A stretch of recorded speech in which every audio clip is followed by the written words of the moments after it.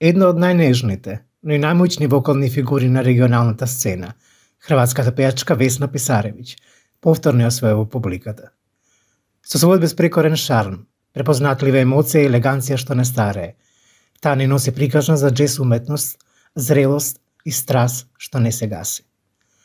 Во време кога музиката брзо се троши, Весна останува доказ дека вистинската интерпретација трае и дека жената која знае што сака, секогаш блеска.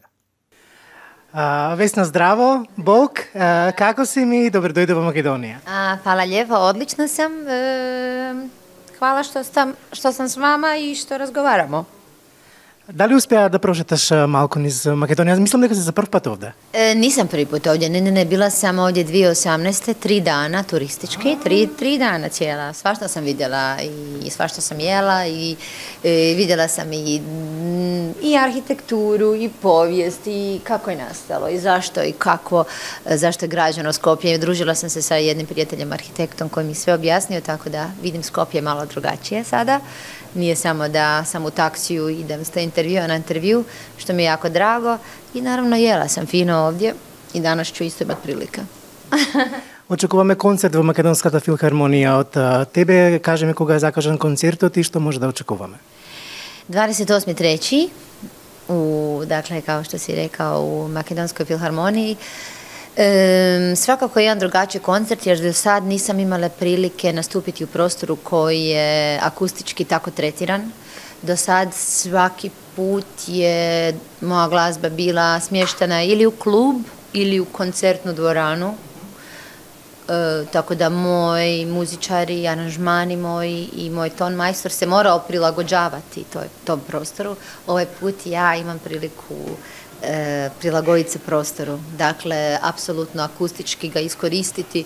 Tako da vjerujem da ću malo aranžmane prilagoditi tom prostoru.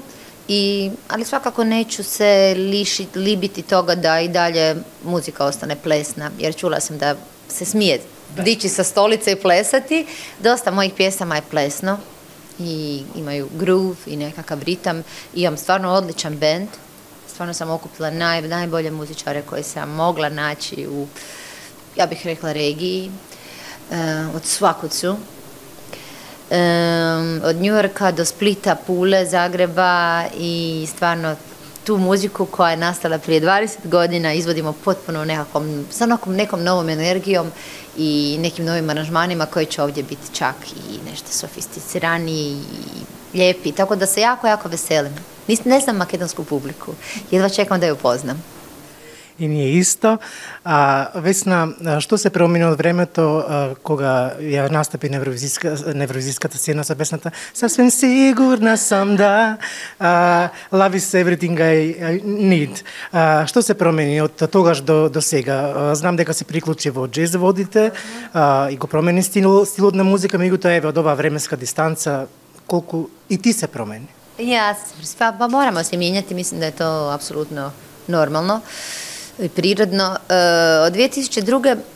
mislim da su još izašla moja dva albuma gdje sam ja bila autor. Do 2002. 2003. je Milana Vlaović bila autorica mojih albuma i pjesama "Jutro donosi kraj", "Da sutra umrem", "Za tebe stvorena" i tako dalje.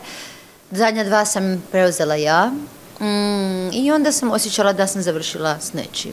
I 2006. sam otišla studirati jazz u Haag, pa nakon toga u London na magisteriji i živjela sam gotovo 15 godina u Berlinu, između Berlina i Zagreba. Još uvijek nastojim držati jednu nogu u Berlinu, ali sve više imam ovdje angažmana i koncerata, tako da sam većinski u Zagrebu. Puno se toga promijenilo. Ono što se promijenilo i za što sam jako sretna jest da sam kroz jazz muziku još više zavoljela i otvorila jedan novi svemir gdje muzika za mene apsolutno sve. Jer u jednom trenutku sam osjećala da se vrtim u krug i nisam mogla naći odgovore, a jazz mi je na to dao, tako da još više uživam i u popu, a i u jazzu. Луис Армстронг еднаш има изјавено дека доколку ако прашаш некого што е джез, никогаш нема да дознаеш. Дали ти дознаеш што е джез? Mogu reći šta je jazz u ovom trenutku bih rekla što je jazz ako ga uspoređujem s muzikom. Ako bih rekla da je pop muzika muzika koja potpuno je intencionalno usmjerena prema publici, jazz je muzika koja se odvija između glazbenika i ja nekad niti ne otvorim oči zatipo vremena i ne znam da li je 5 ljudi, 10 ili 20 u publici, nije ni bitno, ali ta publika osjeća to što ja radim. Dok pop imam osjećaj, ja bar, moja definicija da pop komuniciram samo publici s mojim bendom i kad dođem na stage primim publiku za bradu i ne puštam 2 sata sa svojom energijom. I ako malo energija padne, to se osjeti. A jazz je znači malo tu, ako mogu iskoristiti taj termin, autističan prema publici. I publika participira slušanjem, ali ne nužno interakcijom. A kad bi samo trebala reći što je jazz, ne uspoređujući ga s popom, jazz je jedna sloboda unutar nekih limitacija gdje trebaš naći partnere s kojima možeš tu ideju komunicirati. Ne znam, jako teško, ne znam ni ja, stvarno ne znam. Znači, ipak na kraju se svedova na ljubav. Apsolutno, da, apsolutno na ljubav i neku iskrenost. I znanje, i pripremljenost. I u pop i u jazzu. Kažete дека 15 години живеете на релација Берлин-Загреб. Каква е културата во Берлин кога станува збор за музика? Како ве прифати како джез музичар и општо како автор и пејачка? Berlin je raj, muzički raj, Luna Park, gdje kao tamo kad živiš muzički život, kao da si u nekom vječno studentskim danima gdje pripremaš taj dan, vježbaš navečer kad si vježbao, odeš na koncert. Na koncertu upoznaš muzičar iz Brazila, Portugala, cijelo vrijeme neko, konstantno dolaze novi muzičari. Mala digresija, a nije go nemamo to na Balkanu? Na Balkanu manje će doći. Iz Brazila, Portugala, puno manje. Ali s druge strane, da, Njemačka i možda u Minhenu je drugačija već scena. Dakle, Berlin je stvarno poseban grad, kao i New York, kao i Pariz. Dakle, to su centri, kulturni centri koji su i financirani od strane države za takva zbivanja. Tako da su to, živjeti tamo je stvarno lijepo. Дали чувствувавте притисок од хрватската и балканската сцена дека треба да се вратите на сцената, па и со измиксани емоции, джез и поп? Pa ne, nisu. Jedan muzičar s kojim surađujem, Greg Cohen, ja sam se davno žalila njemu, joj Greg kao ne pop, nešto sam tad bila samo jazz, jer 20 godina nisam niti slušala pop muziku. I onda je Greg rekao, ali ne Vesna, to si sve ti i to će se kad tad zbrojiti. I ja stvarno sad osjećam kad pjevam jazz, da ovo što pjevam nastupam kao pop muzičar i tekako se doprinosi mom džezu. Isto tako kad pjevam pop, taj džez i sklonost improvizaciji mi daju slobodu da sam slobodna u svakom trenutku i da razglas prestane raditi taj čas, ja bi se snašla i da nešto se dogodi, uvijek bi se snašla, improvizirala s publikom. Znači, potpuno sam slobodna. Da, malo je moj slučaj specifičan jer jednako jako volim obje muzike i dan je prekratak, tako da se znam dovesti nekad do neke iscrpljenosti jer sam previše s muzikom. Во еден момент го достигнавте пикот на вашата слава, значи буквално цел Балкан знаеше која е Весна Писаровиќ, меѓутоа спласнавте едно време и еве пак повторно сте на сцената. Сметате ли дека од тој аспект имате се уште што да понудите? Посебно кога е во прашање джезот, бидејќи е специфичен музички правец кој што е за помала група на луѓе. Pitanje je samo malo sam se izgubila u jeziku. Значи ме интересира колку можете да го вклопите джезот во попот, да, и дали тоа може публиката добро да го прифати, ако добро спакувано. Ne previše, ja mislim da ne previše. Jer ja se sjećam, pop zahtjeva jednu preciznost i jednu, ja bih rekla, za mene uživanje u baš u točnosti. Ako se zada ta forma, onda nema otklona od te forme. Ako pjesma ima 2 refrena, ima takav početak, ima takvu harmoniju, to tako mora biti. Ali ljepota u pop muzici je što se to mora odsvirati baš točno, baš precizno. Ljepota je baš upravo u toj limitaciji. I to me užasno uzbuđuje jer je to isto jako, jako teško.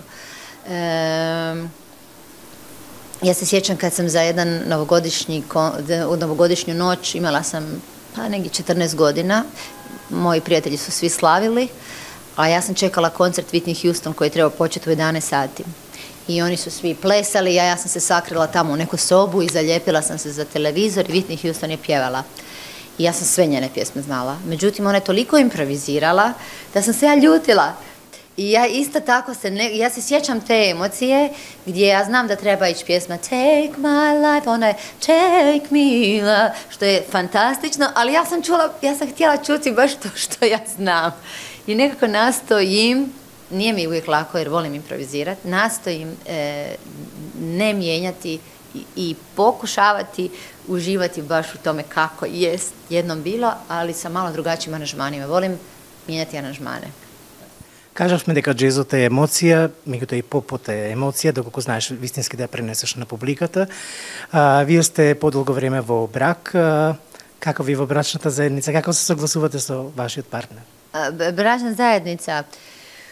Pa zajednica bračna je lijepa, to je, mislim, kako bih rekla, imam apsolutnu podršku i mislim da privatni život i poslovni život lijepo je kada su obje izbalansirani i mislim da je to za mene jako bitno. Вие сте многу прецизна во она што го барате. Точно знаете што сакате да изведете на сцена и точно знаете каква музика се бара од вас. Колку е денес тешко да се носиш со таа прецизност и осудување или неосудување од средина? Interesantno pitanje. Pa s jedne strane, naravno da ćeš reći ne marim, nije me briga, imam svoju ideju i želim biti, kako bih rekla, iskrena u tome što namjeravam do kraja, ali naravno da ne možeš oglušiti na i neke kritike i pogotovo danas svako ima pravo izražavati se ili komentarima na socijalnim mrežama i tako dalje.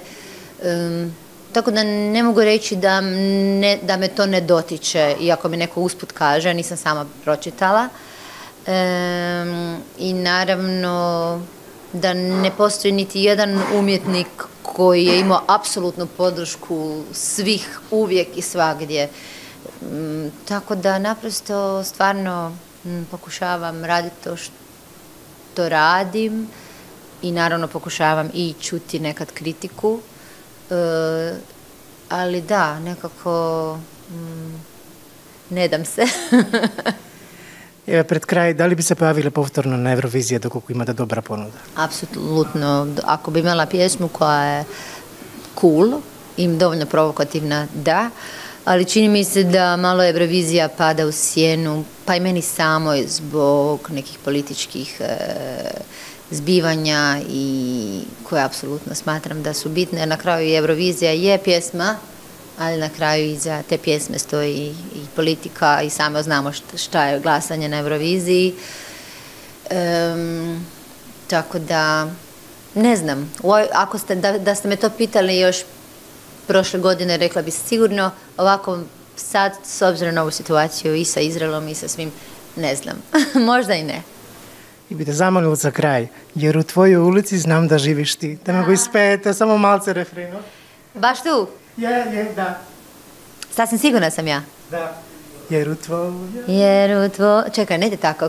Hodam sama satima, gledam tužna lica ta, sreću čuvam u sebi, da je netko ne zgrabi, jer u jednoj ulici dobro znam da živiš ti.